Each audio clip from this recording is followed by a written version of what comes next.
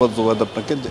যেমনটি বলছিলেন যে গতকাল রাতে জগন্নাথ বিশ্ববিদ্যালয় শাখা ছাত্র দলের আহ্বায়ক জোবায়েদের যেই হত্যাকাণ্ডের ঘটনাটি ঘটে তারপরেই কিন্তু আইনশৃঙ্খলা রক্ষাকারী বাহিনী ডিজিটালের বিভিন্ন মাধ্যম থেকে আসামিদের শনাক্ত করার জন্য অভিযান শনাক্ত করেছে এবং অভিযান পরিচালনা করছে এবং এরই মধ্য থেকে কিন্তু উঠে এসেছে একটি নতুন গল্প, অর্থাৎ ত্রিভুজ প্রেমের একটি কাহিনী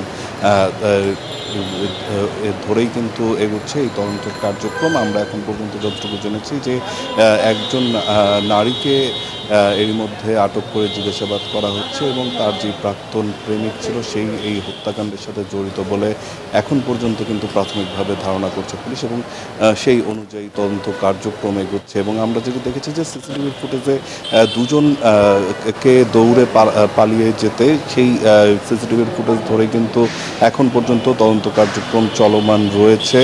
আইনশৃঙ্খলা রক্ষাকারী বাহিনী বলছে দ্রুতই আসামিদের আইনের আওতায় নিয়ে আসতে পারবে তারা। এরই মধ্যে কিন্তু জোবায়েদের যে ময়নাতদন্ত সেটি সম্পন্ন হয়েছে বলে আমরা জানতে পেরেছি।